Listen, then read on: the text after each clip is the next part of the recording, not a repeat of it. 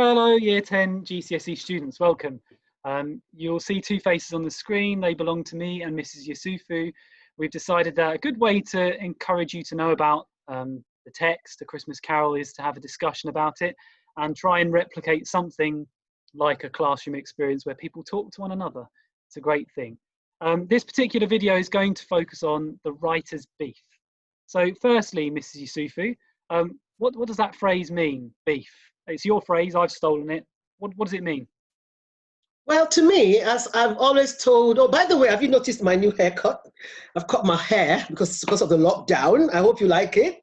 Now, to me, the word beef for me, as I've always told the classes I've taught, is it kind of like tells me to look first at the writer's problem. What's his issue? What is he critiquing? What does he feel? Is he not happy about society? What's the problem with society? How does he use his writing to show his feelings in society, perhaps to reform and to change things that the way they were? You remember what we did on Inspector Calls. We all know what the beef was. The idea of the proletariat against the bourgeoisie, about the genteel nobility and all that. And Dickens, just like J.B. Priestley, has decided to write this stories, novella, to show certain things he didn't like about society at that time. And that's what we call the beef. Remember we talked about the beef being how to approach language and literature, finding out the why plus the what is equal to the how. And if you understand that all the time, you will never fail literature or language, ever. So with Dickens, what specifically is his problem? What is the beef in A Christmas Carol? The beef in A Christmas Carol, according to Dickens, it's the attitude of the upper class, the royalty, the upper class, the rich people, the bourgeoisie, the attitude towards the poor. You have to remember, one thing that's extremely important is that the impetus, the thing that launched Dickens into writing all the books he wrote and the poems or whatever it is he did, was the fact that he himself, as a human being, came from a very poor family. He had first-hand experience of what it is like to suffer at the end of poverty, to suffer in the workhouse, to suffer the issue of not having enough, not having proper family lines, not having a father to take care of him, not having food, not having warmth, not having good education. So he had to, because his father was sent to prison because of debt. In those days, in the Victorian era, if you owed money, you were thrown in prison, and it didn't matter what happened to your children who ended up in the workhouse. So you're going to be finding out about workhouses here and the poor law and the evil in society at that time. May I just add this to you as well, that ironically, much as Dickens was fighting for the proletariat and the poor, he was not a socialist. He was a capitalist. He had capitalist ideologies, unlike J.B. Priestley. But however, his own idea is that the government should not be dependent on 100% to take care of the poor. He wanted to promote and educate his readers and audiences that the rich can take care of the poor, you help each other and sort each other out, basically. So why do you think Dickens has created a character like Ebenezer Scrooge? What's the point of him? Now, Ebenezer Scrooge is a very interesting character. And I don't think you can find a lot of him anywhere else because of the special, clever way Dickens presented him. Very cleverly, he presented him as an allegorical character, a caricature, a character that's literally unrealistic, but embodies all the evil that Dickens didn't like. One character alone has all these evil things that are anti-progress, anti-society, anti-social, I almost said social distancing, social acceptability in terms of love your neighbor, be kind, be benevolent, be munificent, feed the poor, look after the orphan, look after the widow, make sure that people who have no clothes have warm clothes to wear, make sure people who have no home have somewhere to hide, and feed people. But, you know, Ebenezer Scrooge was not like that. And something that's quite interesting about him at that stage, in the first stage, when we come across Ebenezer Scrooge, is the way he's presented. And then we're going to find how clever Dickens has been in the character's transformation. And you're going to come across some nice phraseology there, a simile, solitary as an oyster.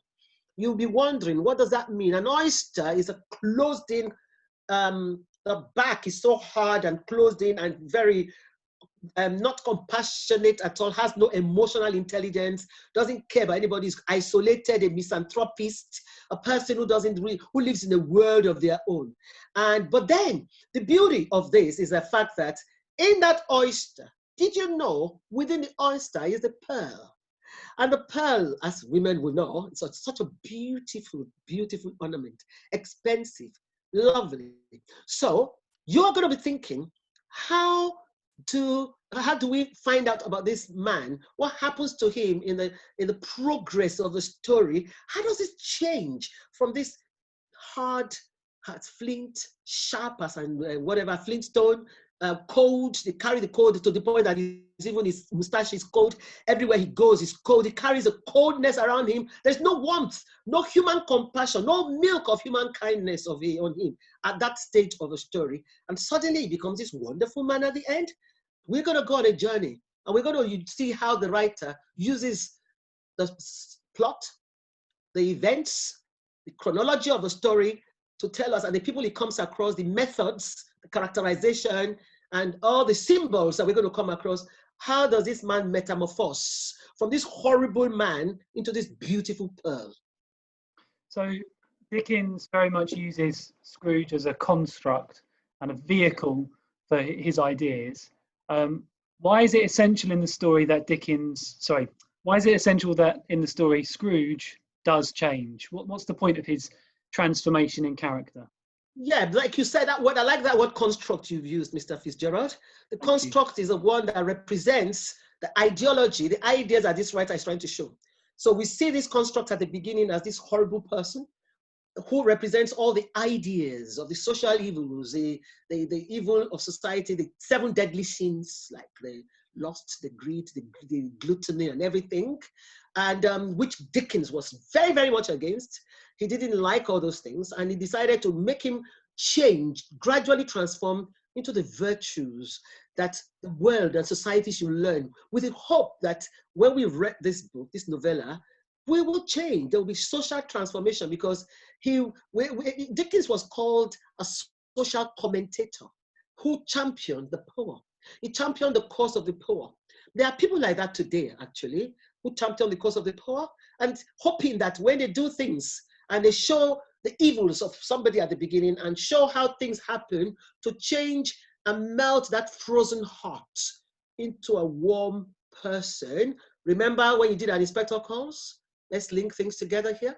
We saw the 2 characters in an Inspector Calls, a younger generation that the writer J.B. Priestley uses as people who moved from, remember the form, a well-made play, following the classical unities of time that go from ignorance to knowledge. So the whole idea is the same here if we link it together. And we see Dickens showing this character as moving, metamorphosing from this nasty person into a good person, hoping that we will change too if we're like that. I don't know what you think, Mr. Fitzgerald. Yeah. No, I'd agree. As you were speaking there, I was thinking of something that my kids have been sort of doing over the course of the last couple of weeks.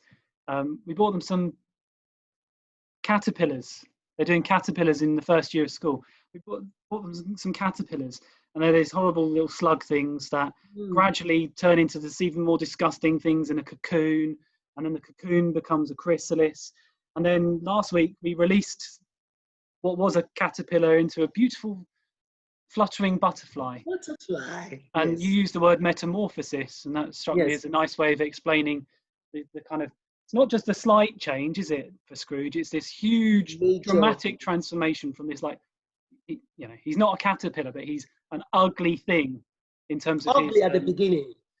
His way of viewing the world, and he becomes a more beautiful creature as a consequence of the visitation of those 3 ghosts, doesn't he? Okay.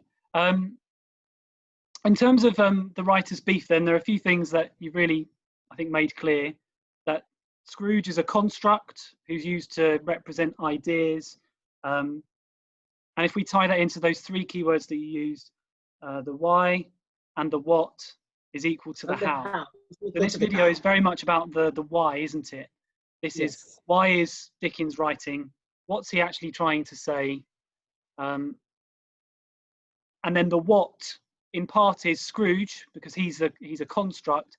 But as we move through the text, we look at the house, the language that gets used, the order of the text, the plot, the other characters and characterization, and then that equals the how. And as you just said there, if we bring all these three things together, then we get students who write really well about the text. Yeah. Okay, I think in terms of this particular video on the writer's beef, we'll leave it there. Thank you for your time. Year 10s, we hope that you found this useful. Nice to see your teachers' faces, or a couple of them anyway, if nothing else. And do let us know if there's anything else that we can help you with. And basically, we'll look to try and put it into practice. Thanks very much. Thank you.